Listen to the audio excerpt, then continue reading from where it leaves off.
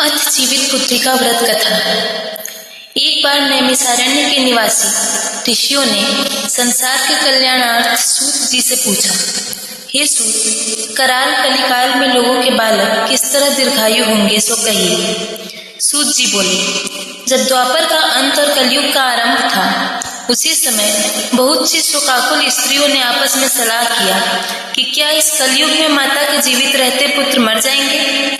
जब वे आपस में कुछ निर्णय नहीं कर सकी, तब गौतम जी के पास गई। जब उनके पास पहुंची तो उस समय गौतम जी आनंद के साथ बैठे थे।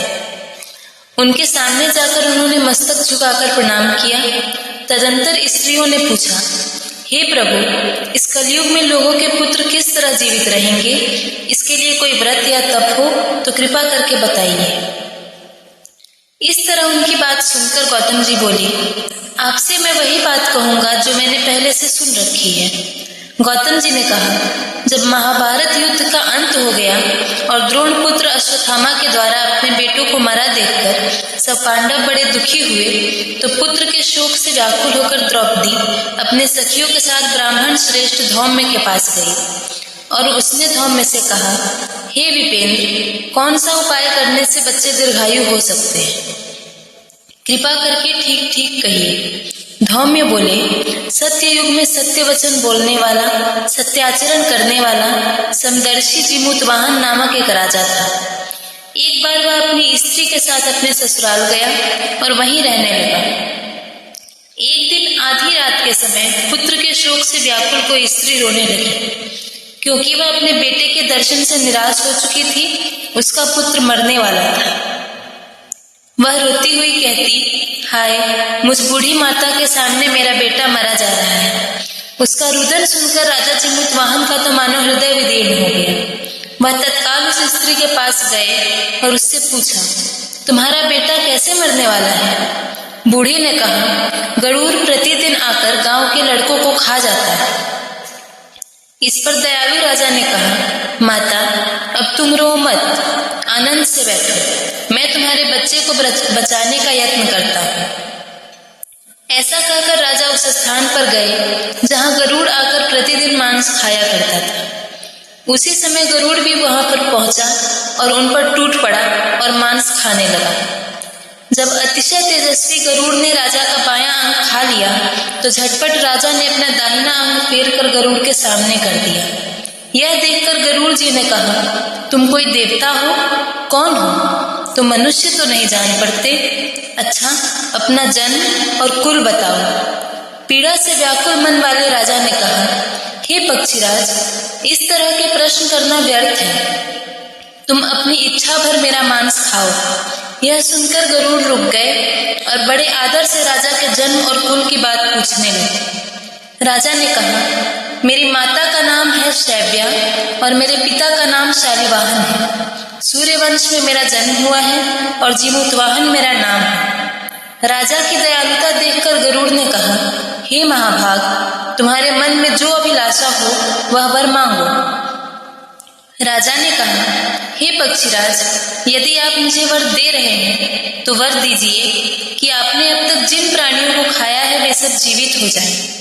हे स्वामी, अब से आप यहाँ बालकों को न खाएं और कोई ऐसा उपाय करें कि जहाँ जो उत्पन्न हो वे लोग बहुत दिनों तक जीवित रहे। धौम्य ने कहा कि पक्षीराज गरुड़ राजा को वरदान देकर स्वयं अमृत के लिए नागलोक चले गए।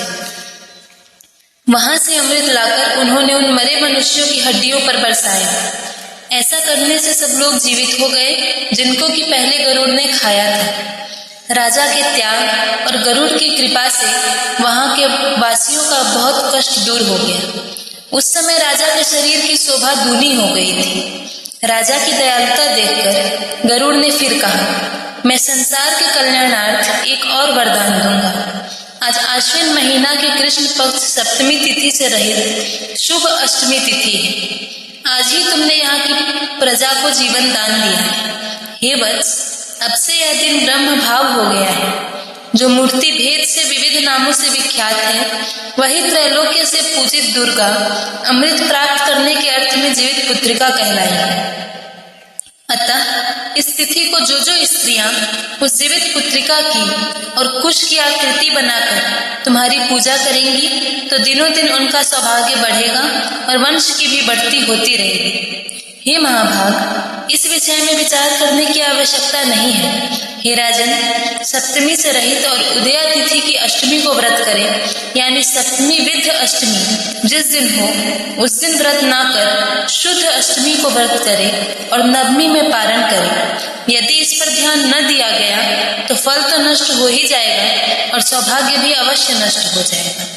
जिमुतवाहन को इस तरह का वरदान देकर गरुड़ वैकुंठ धाम को चले गए और राजा भी अपनी पत्नी के साथ अपने नगर को वापस चले आए। धौम्य द्रौपदी से कहते हैं, हे देवी, मैंने यह अतिशय दुर्लभ व्रत तुमको बताया है। इस व्रत को करने से बच्चे दीर्घायु होते हैं। हे देवी, तुम भी पूर्वोक्त विधि से यह व्रत और दुर्गा जी का पूजन करो तो तुम्हें अभिलाषित फल प्राप्त होगा। मुनिराज धौम्य की बात सुनकर द्रौपदी के हृदय में एक प्रकार का कौतूहल उत्पन्न हुआ और पूर्वासिनी स्त्रियों को बुलाकर उनके साथ यह उत्तम व्रत किया।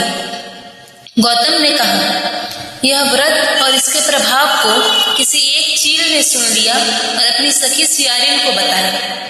इसके बाद पीपल वृक्ष की शाखा पर बैठकर उस चील ने और उस वृक्ष के खोडर में बैठकर सियारिन ने भी व्रत किया। फिर वही चीली किसी उत्तम ब्राह्मण के मुंह से यह कथा सुन आई और पीपल के खोडर में बैठी हुई अपनी सखी सियारिन को सुनाया।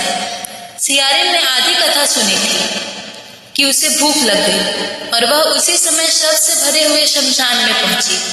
वहां उसने इच्छा भर मांस का भोजन किया और चीली बिना कुछ खाए पिए रह गई और सवेरा हो गया। सवेरे चीली गौशाले में गई और वहां गौ का दूध पिया। इस तरह नवमी को उसने पारण किया।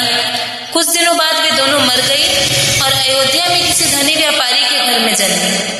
संयोग से उस दोनों का जन्म लड़की के रूप में एक ही घर में हुआ, जिसमें सियारिन ज्येष्ठ हुई और चील छोटी। वे दोनों बहनें सभी शुभ लक्षणों से युक्त थी, इसलिए बड़ी लड़की काशीराज के और छोटी लड़की उनके मंत्री के साथ गार्हपत्य अग्नि के सामने विधि पूर्वक ब्याही गई। पूर्व जन्म के कर्म फल से वह मृगनयनी रानी है। जिस किसी भी संतान को उत्पन्न करती वह मर जाती थी और पूर्व जन्म की बातों को स्मरण करने वाली मंत्री की पत्नी ने अष्टवसुओं के सदृश तेजस्वी 8 बेटे उत्पन्न किए और सभी जीवित रह गए। अपने बहन के पुत्रों को जीवित देखकर ईर्ष्यावश राजपत्नी ने अपने स्वामी से कहा, यदि तुम मुझे जीवित रखना चाहते हो तो इस मंत्री के सभी पुत्रों को उसी जगह भेज दो जहां मेरे बेटे गए हैं, अर्थात इन्हें मार डालो।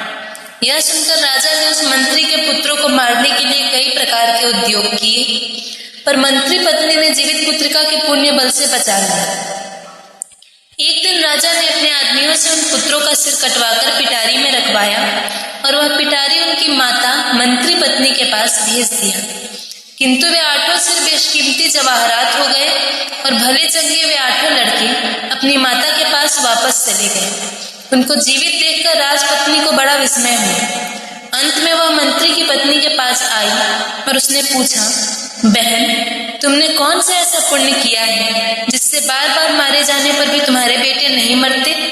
इस पर मंत्री की पत्नी ने कहा, पूर्व जन्म में मैं चील थी और तुम सियारे, दोनों ने व्रत किया था। तुमने व्रत के नियमों का भली भांति पालन नहीं किया था और मैंने किया था। इसी दोष से हे बहन, तुम्हारे बेटे नहीं जीते हैं। हे राजरानी, अब भी तुम उस जीवित पुत्रिका व्रत को निष्ठा पूर्वक करो तो तुम्हारे बेटे दीर्घायु होंगे। मैं तुमसे सच सच कह रही हूँ। उसके कथनानुसार रानी ने व्रत किया, तभी से उसके कई बेटे सुंदर और दीर्घायु होकर बड़े बड़े राजा हुए। सूत जी कहते हैं कि सब प्रकार का आनंद देने वाला मैंने यह दिव्य व्रत बतलाया। स्त्रियां चिरंजीवी संतान चाहती हो तो विधि पूर्वक यह व्रत करें। इति जीवित पुत्रिका व्रत कथा समाप्ता।